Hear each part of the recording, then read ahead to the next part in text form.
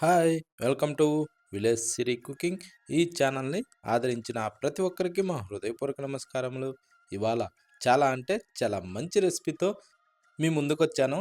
చాలా బాగుందండి. ఒక్కసారి ఈ విధంగా వంకాయతోని ఉల్లి కారం గాని చేశామంటే టేస్ట్ సూపర్ అండి. ఈ విధంగా చేసి దేనిలోకైనా ఒక్కసారి తిని చూడండి. ఎంత బాగుందంటే అంత బాగుందండి. వేడి వేడి అన్నంలోకైనా సరే, చపాతీలోకైనా సరే, ఇలా రాగి సంగట్లోకైనా దేంట్లోకైనా సరే చాలా టేస్టీగా తినొచ్చండి. దీన్ని ఎలా చేయాలో, ఎలా చేశానో మన కిచెన్‌లోకి వెళ్దాం. ముందుగా మనం వంకాయలను తీసుకుందామండి. ఈ టైపు వంకాయలను తీసుకునేసి శుభ్రంగా కడిగి, అప్పుడు మనం నీటిలో ఉప్పు వేసుకునేసి రెడీ చేసి ఒక బౌల్‌లో ఉంచుకోవాలండి. ఉంచిన తర్వాత ఇప్పుడు ఆ వంకాయల్ని మనం ఈ టైప్‌లో కట్ చేసుకుందాం. ఇవేందంటే ఈ టైప్‌లో పొడుగ్గా ఈ కలర్‌లో ఉండే వంకాయలేందంటే ఇవి సింపుల్‌గా ఉడికిపోతాయండి. కాబట్టి వీటిని మనం మరీ సన్నగా కట్ చేసే అవసరం లేదు. ఒక కాయనేందంటే ఈ టైప్‌లో చిన్న చిన్న ముక్కలుగా కట్ చేసుకుంటే సరిపోద్దండి.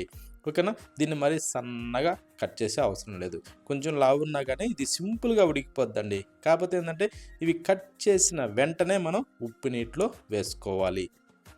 కానీ ఏందంటే వంకాయలు అన్నీ కట్ చేసిన తర్వాత ఉప్పు నీటిలో వేయకుండా ఏ కాయకి ఆ కాయ కట్ చేస్తామో కట్ చేసిన వెంటనే ఆ కాయ ఉప్పు నీటిలో వేసుకోవాలండి. అప్పుడే ఇవి ఫ్రెష్‌గా బాగుంటాయండి. ఓకేనా? ఇప్పుడు ఒక రోలు సిద్ధం చేసి దాంట్లో మనం ఒక 2 ఉల్లిగడ్డలు తీసుకునేసి ఇలా ఒక్కొక్క గడ్డ పెట్టుకుంటూ ఇలా చితక పొడిసేయాలండి. ఓకేనా? ఈ టైప్‌లో ఏందంటే ఈ ఉల్లిగడ్డల్ని మనం బాగా మెత్తగా గుజ్జు టైపు వచ్చే విధంగా దంచుకోవాలండి. దంచితేనే అప్పుడు ఇందులోకించి నీరు టైప్‌లో వస్తుంది గదండీ! అదండి సూపర్ టేస్టీగా ఉంటుంది. అందుకోసం అనేసి ఈ టైప్‌లో మనం బాగా దంచాలండి. దంచిన తర్వాత ఇప్పుడు పొట్టు తీసిన వెల్లుల్లి గడ్డలు దాదాపు ఒక 2 దాకా తీసుకునేసి సగం టేబుల్ స్పూన్ వరకు జీలకర్ర వేసుకునేసి, ఒక టేబుల్ స్పూన్ దాకా సాల్ట్ వేసుకునేసి ఇలా మెత్తగా దంచేసుకోవాలండి. ఓకేనా? ఇప్పుడు ఇందులో సాల్ట్ వేసినప్పుడు ఇంకా నీరు టైప్‌లో బాగా ఊరుతుందండి. ఈ వెల్లుల్లి, ఉల్లి ఇవి మెత్తగా ఈ టైప్‌లో దంచినప్పుడు ఈ సాల్ట్‌తోని ఎలా అవుద్దంటే నీరు టైప్‌లో వస్తుందండి. ఈ టైప్‌లో బాగా రుబ్బిన తర్వాత ఇప్పుడు మనం కారప్పొడి వేసుకుందామండి. పొడి కారం. ఇప్పుడు ఈ కారం ఏందంటే దాదాపు 3 టేబుల్ స్పూన్ల వరకు వేసుకోవాలండి. ఒకవేళ తక్కువ కావాలన్నా కూడా వేసుకోవచ్చు. స్పైసీ కావాలనుకున్నోళ్ళు 3 టేబుల్ స్పూన్ వేసుకుంటే సరిపోద్దండి. ఇప్పుడు దీన్ని ఈ టైప్‌లో బాగా రుబ్బేసుకునేసి నానబెట్టిన చింతపండండి.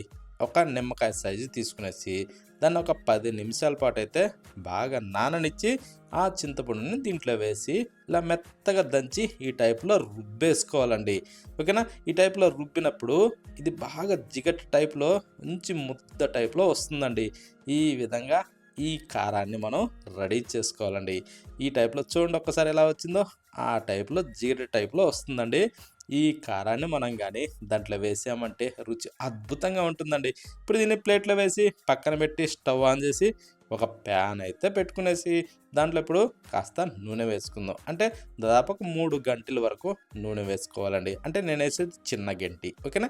ఇప్పుడు దాన్ని వేడెక్కనిచ్చి తాలింపు గింజలు ఒక టేబుల్ స్పూన్ ఏసి, ఇప్పుడు కట్ చేసి ఉప్పు నీటిలో వేసి పెట్టిన ఈ వంకాయ దబ్బలన్నీ దాంట్లో వేసేసుకోవాలండి. వేసాక కొద్దిగా సాల్ట్ వెంటనే వేసుకునేసి చిటికెడు అంటే చిటికెడు పసుపు అలా సల్లేసుకునేసి బాగా మిక్స్ చేసుకోవాలండి.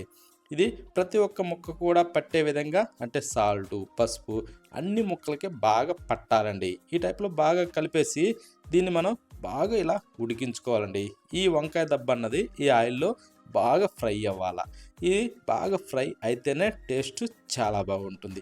ఇది ఫ్రై బాగా అయింది ఎలా తెలుసుద్దంటే, మనం ఒక వంకాయ దబ్బని ఇలా నలిపినప్పుడు లోపల తెలుగు అన్నది కనపడకుండా మంచిగా సూపర్‌గా ఫ్రై అయిన కలర్ కనపడద్దండి. ఆ టైపు వచ్చే విధంగా మనం ఫ్రై చేసుకోవాలి. అంటే వంకాయకి పైన ఏ కలర్ కనపడుద్దో లోపల కూడా సేమ్ అదే కలర్ కనపడద్దండి. అప్పుడే ఫ్రై బాగా అయినట్టు.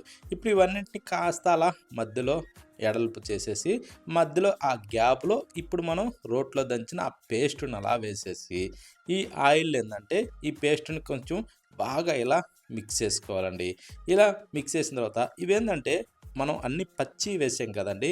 ఉల్లిగడ్డ, వెల్లిగడ్డ, కారము ఇవన్నీ గూడా మనం పచ్చియి వేసాం గాబట్టి, దీన్ని గూడా ఒక 3, 4 నిమిషాల పాటు ఈ ఆయిల్ ఏందంటే బాగా ఫ్రై చేసుకోవాలండి. అంటే వంకాయ దబ్బలతో కలిపి తిరగేసుకుంటూ అంటే దబ్బ చెదిరిపోకుండా అల్కగా తిరిగేసుకుంటూ బాగా ఫ్రై చేసుకోవాల.